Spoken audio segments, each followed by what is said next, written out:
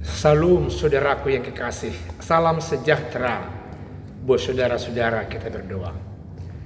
Damai sejahtera yang melingkupi semua kehidupan kita dari Allah Bapa di sorga dan anaknya Yesus Kristus Tuhan kita yang bangkit itu.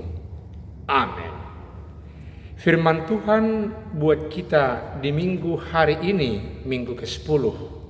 Setelah minggu Trinitatis terambil dari Yeremia pasal 22 ayat 1 sampai ayat 9 dikatakan firman Tuhan demikian. Beginilah firman Tuhan. Pergilah ke istana Raja Yehuda dan sampaikanlah di sana firman ini.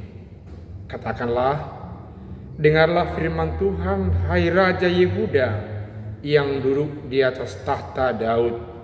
Engkau, pegawai-pegawaimu dan rakyatmu yang masuk melalui pintu-pintu gerbang ini. Beginilah firman Tuhan. Lakukanlah keadilan dan kebenaran.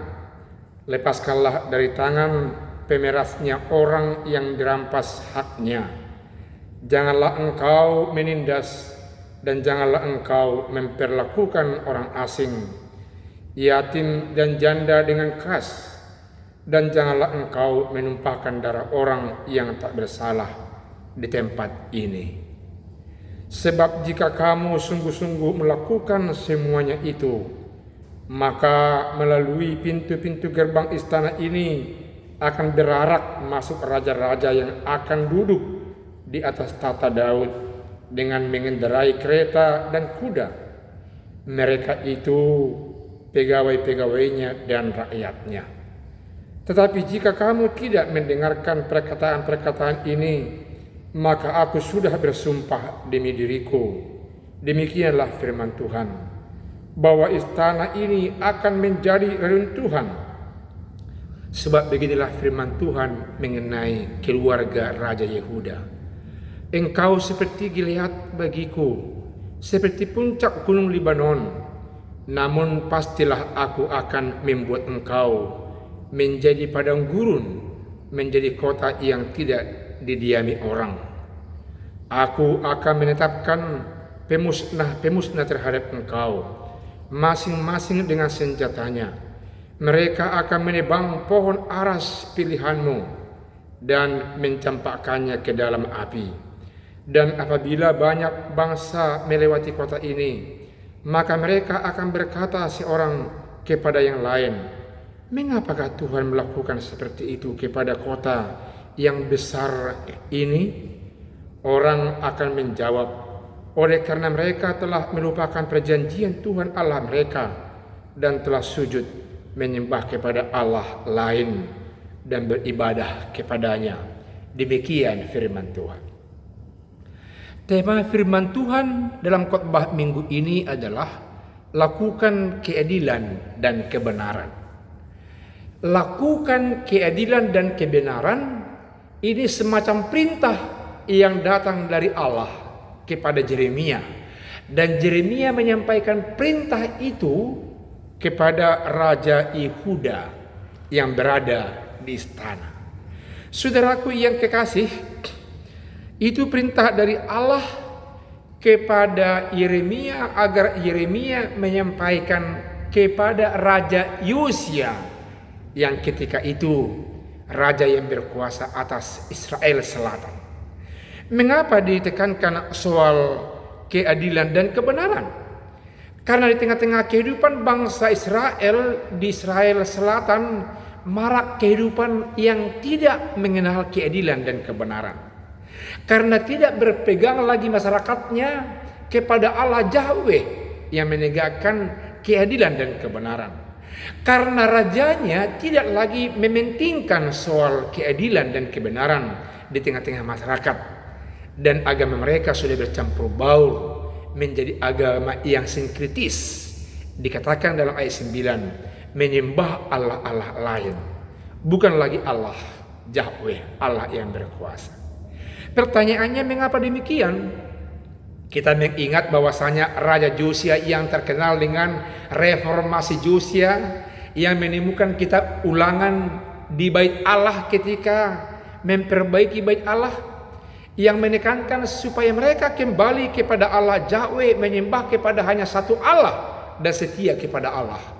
Namun demikian, ketika bangsa Yehuda diinvasi oleh Raja Neko dari Mesir, Fir'aun Neko yang berkolaborasi dengan Asyur, yang mau menginvasi bangsa Babel dan meminta izin kepada Raja Yosia supaya daerahnya dipakai untuk menginvasi Nebukadnezar. Yosia tidak mau.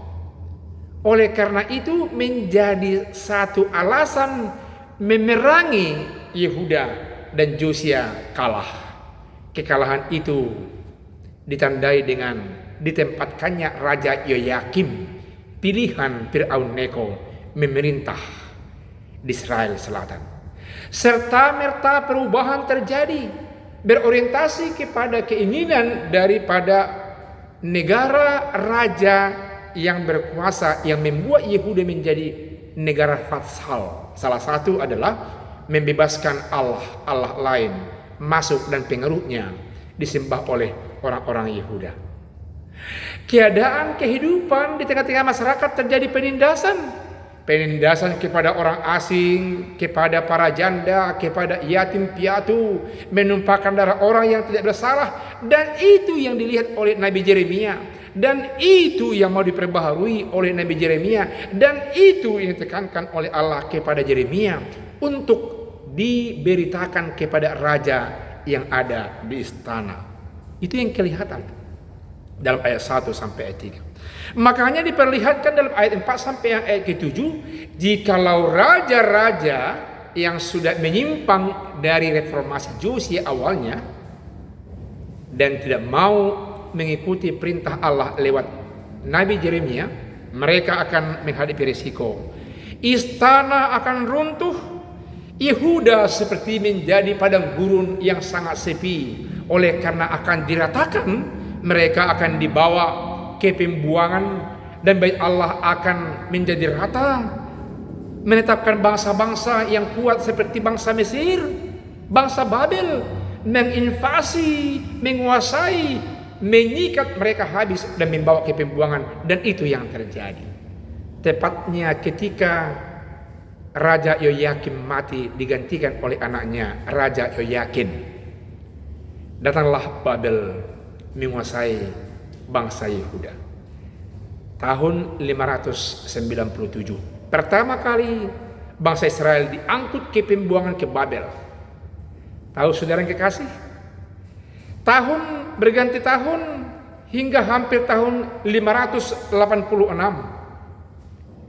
Ternyata Raja Zedekia yang ditempatkan oleh Raja Babel Nebukadnezar, raja yang menggantikan Yoyakin, memimpin bangsa Israel di Yehuda, mencoba mengadakan perlawanan, mencoba mengadakan pemberontakan kepada Babel. Sementara Zedekia adalah raja yang ditempatkan oleh Nebukadnezar di Yehuda. Dan pemberontakan itu digagasi oleh seorang nabi palsu dan tidak berhasil.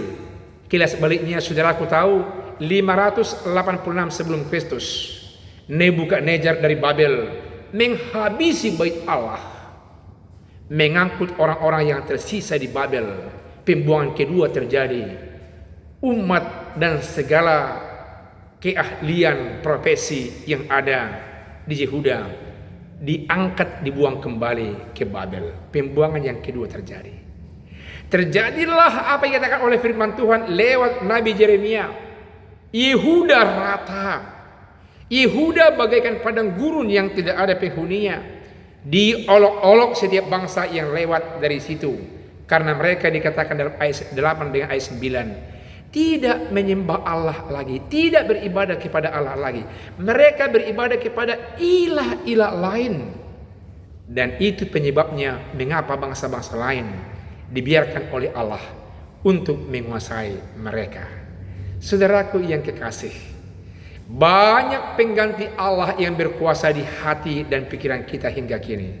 Dan Allah menjadi membiarkan bala pemberontakan yang di luar akal pikiran manusia dihadapi oleh umat, dihadapi oleh bangsa, dihadapi oleh bangsa-bangsa. Oleh karena itu mari kita berefleksi, melihat kembali, meneropong ulang ke dalam kehidupan kita. Apakah di sana sini ada kelompok pribadi bangsa yang lupa akan Allah? Apakah ada penumpahan darah terhadap orang yang tidak bersalah? Apakah ada gerakan pengabaian terhadap orang-orang asing, anak yatim dan janda, memeras orang yang tidak bersalah? Ini menjadi sebuah perhatian, dasar refleksi kita yang dihantarkan firman Allah ini, yang sekaligus harus membangun keadilan kepada sesama, membangun kebenaran, karena itu yang berkenan buat Allah, yang sekaligus membuat Allah tetap menjadi mengasihani kita dalam nama Yesus dalam kehidupan kita sehari-hari. Penderitaan kini luar biasa dan kita tidak tahu kapan akan berakhir. Mari berefleksi saudaraku yang kekasih, yang menemukan fakta bahwasanya di sana sini banyak ketidakadilan dan ketidakbenaran, banyak penumpahan darah terhadap orang yang tidak bersalah, penindasan di mana-mana. Mari bersama-sama bergerak memperbaharui dan kembali menyembah Allah yang perkasa dalam nama Yesus, agar Tuhan dengan pengasihannya tetap bersama-sama kita. Biarlah firman Allah ini mendorong kita dengan sensitif melihat kehidupan di sekitar kita, dan kita dipakai Allah menjadi utusannya, menjadi orang yang memperbaharui, menegakkan keadilan kebenaran yang berkenan kepada Allah. Tuhan Yesus memberkati. Amin. Kita berdoa. Terima kasih firman Tuhan yang kembali menggagasi, mendorong kami agar kami dengan tajam melihat di sekitar kehidupan kami. Jikalau ada penindasan, ketidakadilan, ketidakbenaran, perlakuan-perlakuan yang memeras orang-orang kecil seperti janda, yatim piatu, orang-orang asing, agar kami sesegera mungkin mengatasinya ya Tuhan, dan kami menjadi pelopornya, mengarahkan semua umat untuk menyembah kepada Allah, Allah yang perkasa, pencipta langit dan bumi dalam nama Yesus, agar Tuhan senantiasa menjagai kami, memberikan keselamatan bagi kami. Tolong kami Tuhan, Engkau dengan sesegera mungkin dengan kuat kuasa-Mu yang menyelesaikan persoalan pandemik COVID-19 di sekitar kami. Taklukkan Tuhan virus ini, menangkan kami, punahkan dari permukaan bumi. Dalam nama Yesus kami berdoa. Amin.